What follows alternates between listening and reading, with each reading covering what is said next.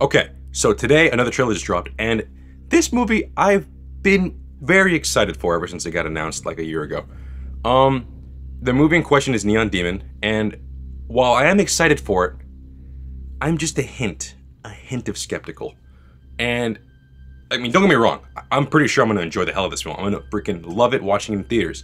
It's just, I'll get to that in a second. But regardless, the trailer looks freaking amazing. I mean, if you know anything about Nicolas Winding Refn, it's his forte. It looks just beautiful. Obviously, the neon imagery, obviously Neon Demon's the title, but it's just, it looks beautifully shot, beautifully lighted. Everything looks just freaking, everything's gonna be popping off the screen. I freaking loved the hell out of it. And of course, with the previous films, this is obviously the norm. But story-wise, it seems like it's gonna be similar to Black Swan, very dark and like vanity focused. It just looks like it's gonna be like, just from the trailer alone, like it's already got me hooked. I can't wait to see it. I mean, the name's already involved, already got me hooked, but it looks like it's gonna be a damn good film. Now, before we continue on, I want to mention Elle Fanning. Now, okay, bottom line, Elle Fanning has become one of my favorite actresses, at least child actresses, in the last probably 10 years. She's just, how can I put this? Ever since I watched her in Super 8, a film that's just good. It's not great, just good. She really made me believe that she was going to become an amazing actress. And she was already an amazing child actress. But it's just, I don't know. Whenever she was on screen, I didn't get the feeling like she was acting. I got the feeling like she became the character.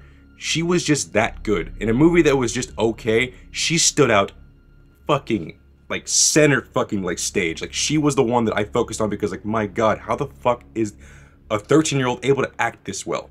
It amazed me because I was just, like, flabbergasted. Like, holy shit, she can act fucking better than all the adults that I've seen in this movie. But yeah, regardless, just with her alone, I'm pretty much positive that the acting department in this whole freaking film is pretty much set. From Elle Fanning alone, I am completely confident in her ability that she will knock this freaking role out of the park. Now, since I mentioned Nicolas Winding Refn, let's talk about Nicolas Winding Refn. Now I want to focus on his last two films that he made, because this is starting to seem like a little bit like a trilogy, his last three movies. I understand he's made like a bunch of classic Danish films. I understand that he's made Valhalla Rising. I understand Bronson. All movies that are freaking amazing. Personally, Bronson, I can see it's an amazing film. I just didn't like it. It's just, I think, for my personal taste, I didn't like it, so I'm not going to hold any of that shit against it. Regardless, I want to focus on his last two films because stylistically and tonally, all of these three films pretty much seem very similar. And obviously what I'm talking about is Drive and Only God Forgives. I wish I had the Blu-ray for that one, but there's a reason why I kind of don't. I'll explain in a second. Drive has easily become one of my favorite films of all time. It was my favorite film of 2011, so the amount of subtlety and style in that movie, the whole movie is like little to no dialogue, but you get all the emotion, everything from the character. Something that I've mentioned before in other reviews, like, oh yeah, how you're supposed to, you know, like show mental thought like through film, other than like the character saying it outright, which is terrible. No, this movie is a prime example of how just two characters just staring at each other for like a minute. Yes, something as boring as staring at each other for a minute becomes such an emotional freaking thrill ride. Like you're getting this like just, you can feel like the love between the characters. You can feel like the horror, the fear. Everything is just beautiful about this film. Everything, the way it's shot, the way it's freaking paced, everything is amazing.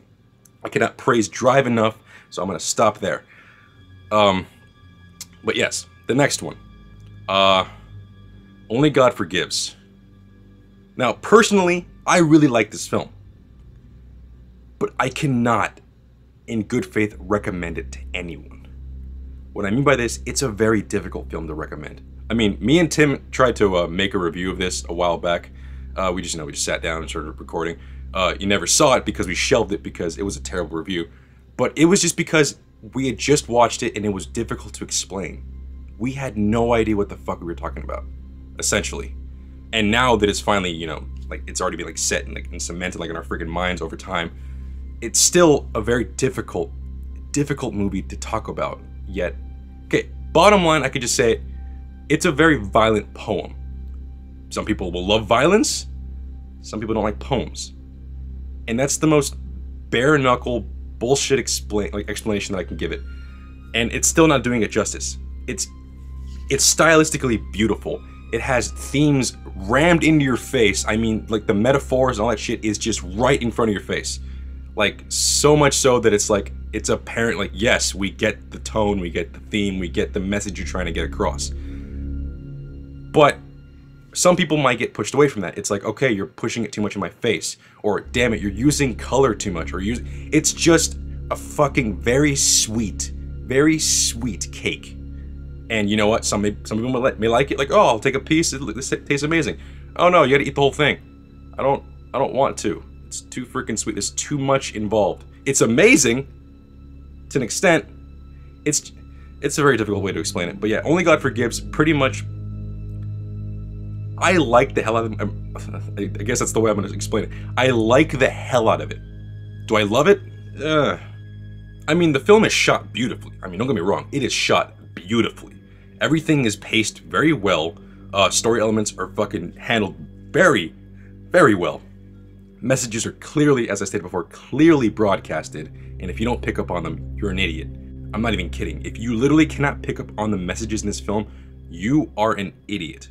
I'm not trying to be disparaging. I'm not trying to be an asshole. I'm just saying that's how apparent they are. They are so in your face that it kind of gets annoying.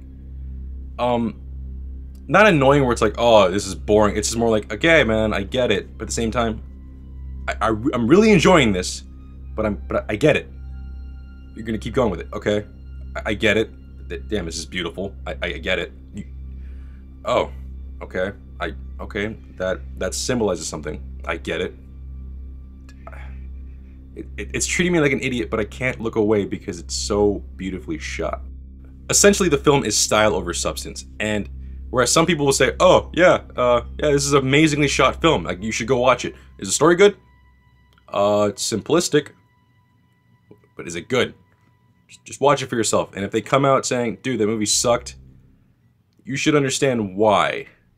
Like, I can tell, like, just from watching it, I can easily see why people love this movie, and I can easily see why people don't like it. So, again, I like it.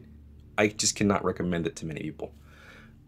Regardless, just with those two movies in mind, Neon Demon seems like it's going to be just the same kind of stylistic, like, you know, beautiful on screen. It's going to look beautiful. The thing's going to look grand. It's going to be shot beautifully. And the story elements seem very dark, seem very, you know, just like underground grittiness where it's like, you know, like, oh, everything's so glamorous. Whereas just things under the layer are just not as great as they look. Like, oh, like, look at this Vanity Fair model. Like, oh, she looks beautiful. You imagine the kind of shit she had to go through to get on the page of Vanity Fair, or like the shit she had to do to get like that figure. It's just, it's meant to just delve into like the darkness and grittiness and just the violent nature of vanity, which I personally am already all for.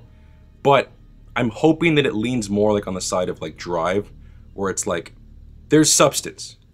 I can latch onto characters and I can, you know, I feel like their pain and I can understand it. I'm all for messages, I'm all for metaphors, I'm all for all that shit. It's just, there has to be a limit. With Only God Forgives, it was so ingrained in everything that it got so much, not fairy tale, but like,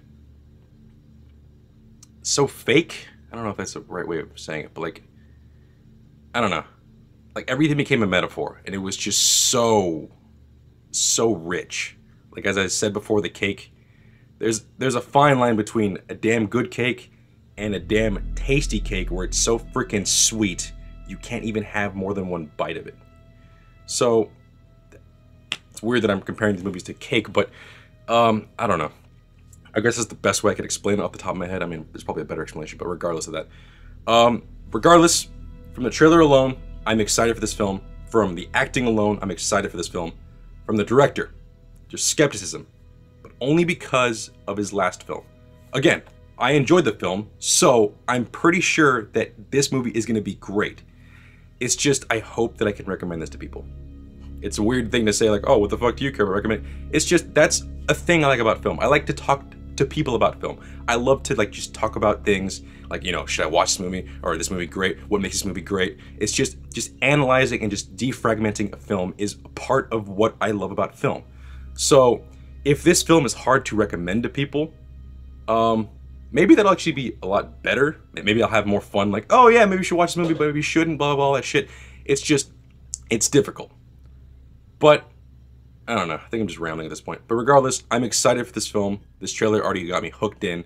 I mean, I was already hooked regardless. But, yeah, what did you guys think of the trailer? What did you guys think of my freaking, essentially this long-ass ramble? Regardless, thank you for watching. Like, comment, and subscribe. I'll see you guys later.